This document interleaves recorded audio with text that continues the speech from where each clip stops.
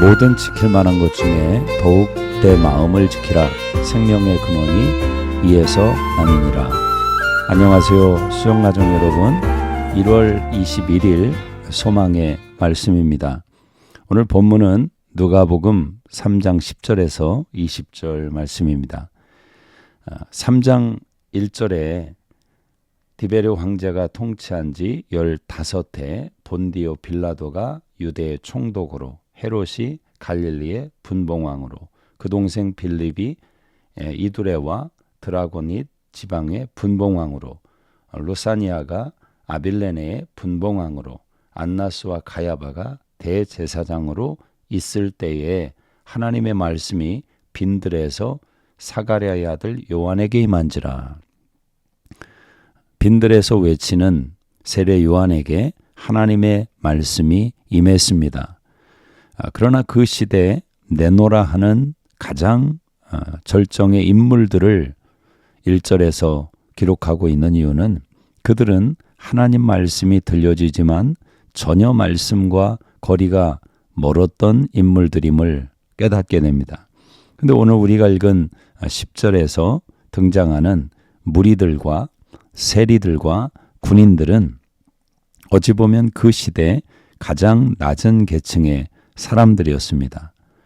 그들에게 하나님의 말씀이 들려진 것입니다. 복음은 가난한 자들에게 들려집니다. 이 말은 심령이 가난한 자에게 하나님의 말씀이 들려온다라는 것입니다. 하나님 말씀을 읽을 때에 깨달음이 없고 또 말씀을 들을 때에 깨달음이 없는 이유를 우리 자신 속에서 찾아봐야 될 때가 많습니다. 마음이 높아지고 생각이 높아지면 들려지지 않습니다. 언제나 들려진다는 것은 겸손한 마음 가운데 부어주시는 하나님의 은혜인 줄로 믿습니다. 자, 그들이 말씀을 듣고 어떻게 반응을 보입니까? 우리가 무엇을 하리까? 진정한 은혜는, 깨달음의 은혜는 행동의 반응으로 결과를 불러옵니다. 우리가 어떻게 해야 되겠습니까? 결국 신앙은 삶의 문제로 이어져야 되는 것입니다. 그래서 신앙의 삶, 신앙과 삶이라는 것은 항상 연결되어 있는 것입니다. 바른 가치와 바른 진리를 깨닫게 되면 그 진리와 가치는 반드시 삶의 문제를 야기하고 건드리게 되는 것입니다. 내가 이렇게 살면 안 되는데, 그 삶에 대한 반성과 깨달음이 그 신앙의 지식 가운데, 결단 가운데 생기는 것입니다. 그때 세례 요한은 그들에게 이야기를 해주는 것입니다. 부과된 것 외에 더 거두지 마라. 군인들에게는 다른 사람들에게 급료 받는 것을 족한 줄로 알고 강탈하지 말라. 또 무리들에게는 옷 두 벌 있는 자는 없는 자에게 나눠주라. 그들의 위치에서 그들이 행할 수 있는 이야기를 하는 것입니다. 그리고 그들의 상황 속에서 범하고 있는 가장 연약한 인생의 문제를 거론하고 있는 것입니다. 삶의 변화는 거창한 것이 아닙니다.